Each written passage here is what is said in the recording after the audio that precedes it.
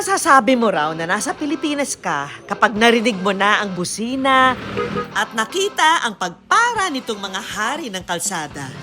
At kung may corona na nga lang daw ang mga jeep na ito na tinatanaw ng mga pasahero, yan na siguro ang makukulay nitong signboard. Na ngayon, pinagyan ng twist? Imbis kasi na sa mga pampasaherong jeep ang mga karatula, sa bag nakasabit? In na in! Quiapo, Espanya, Cubao, at Angono, Palengke, yan ang mga madalas iguhit ni Tatay Rico sa mga signboard na ginagawa niya. 3 dekada na kasing ikinabubuhay ni Tatay Rico ang paggawa ng signboard. Teenager pa lang ako nag-uumpisa na ako mag-lettering. Pero yung idea na pagtitinda ng signboard, wala pa akong idea doon.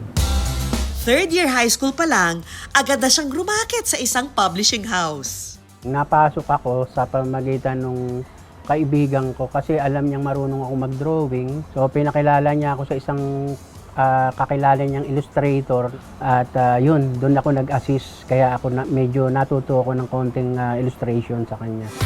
Kung saan-saan na nga niya dinala ang hilig sa pagguhit. Sa advertising, pati na sa munisipyo. Noong kinailangan ng magretiro sa mga pinapasukang trabaho, nagdesisyon si Rico na gawing full-time ang paggawa ng signboard. Ang mga ginagawa niyang signboard noon, inilalako niya sa kalsada. Ayan guys, maaga tayong nagtinda dun sa ating pwesto sa Baligol. Mas madalas yung mahina ang benta, mas madalas yun kaysa sa maganda ang benta. Lalo na pagka umagang-umaga, ang mga driver wala pang buena mano, kalimitan nahihiram pa nga yung signboard natin na yun ayun, siguro nalilimutan na nila na meron silang kinuha signboard sa akin. Nang dumating ang pandemya, dito na raw nagka-problema. Hindi kasi siya makalabas noon para makapaglako ng signboard. Kaya ang naisip niya, i-post ang kanyang mga likha sa social media. Itong order sa ating signboard, ito po ay pang IBAS. Yun ang unang try ko sa Facebook, drawing tutorial yon. Na-monetize ako. Dahil patuloy na dumarami ang kanyang followers, nag-isip noon si Tatay Rico kung paano magiging kakaiba ang kanyang mga obra.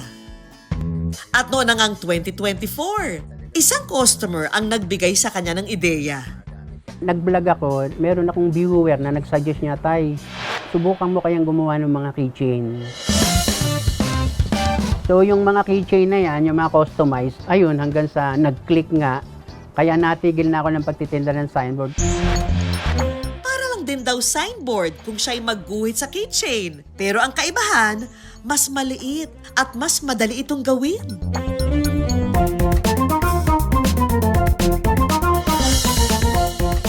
Sa halagang 35 pesos, ang kanyang mga keychain pumatok at pinakyaw ng mga customer. Ayan na po. Karamihan ng araw ng kanyang mga customer, mga commuter.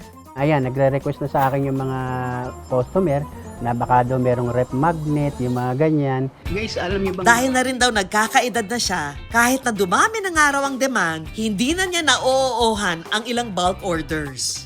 Gayunpaman, laking pasasalamat naman daw niya sa ganitong talento at nasusuportahan niya ang kanyang pamilya.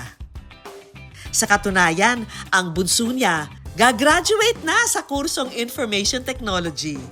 Kaya nga ginagapang namin siya, ayoko niyang maranasan yung hirap na naranasan ko. At bilang ganti sa mga natanggap na biyaya, gusto raw maibahagi ni Tatay Rico ang kanyang kaalaman at mga aral na natutuhan sa pagguhit ng mga signboard. Ako po pala si JB po. Ang kakasaraw sa tutorial ni Tatay, si JD, nahilig din daw ang pagguhit mula pa noong pagkabata. Ano bang medium mo? Digital arts po. yung Digital. inaano ko. Napakaganda. Pero sa karamihan po ngayon, bumabalik po sa mga klase. Ay, oo. Katulad po ng mga... Ito nga sabi nga nila, authentic daw. Mas Totoo naman po. gusto nila yung mga ganito, mga traditional. Mukhang napapasarap ang kwentuhan ng dalawa. Ito ang tinatawag na single stroke. Ibig sabihin, pagdampi ng brush mo, pagbagsak ng brush na ganun dito sa edges ng yung artwork, yun na yun. Single stroke ang tawag dun. At mukhang mabilis din ang pick-up ni JD, ah. Maganda rin yung hipo nung ano mo eh. Okay na yan. Maalala ko nga pala, merong kakamong page. Opo, meron. Ayun, baka gusto mong ilagay ito sa page mo, oh. Bibigyan na lang kita ng magandang commission. Gusto mo, Pwede naman po. magtulong tayo dahil kailangan ko rin naman ng katulong din. Eh. Alam mo na, Opo. siyempre pagka hindi ako makagawa, alam mo na, pagka sumumbong yung aking rayume, Kahit promote ko lang po yung mga paggawa niyo po. Tapos yung kikitain po sa mga pagpapagawa po, bibigay ko po sa buwa ko nakakatuwa naman yun. mas mapakalat pa po natin Salamat. yung mga ganito pong style. Salamat naman. Salamat. Salamat rin po. Masaya po kaming maging tulay sa inyong collaboration, Tatay Rico at JD. Ito na po yung ating nagawa. Oh. Ayan o. Acrylic kitchen po yan. Si Tatay Rico at ang kanyang mga obrang signboard, hindi lang bahagi ng makulay nating kultura. Patunay rin na ang pusong Pinoy hindi sumusuko sa minamahal nitong propesyon.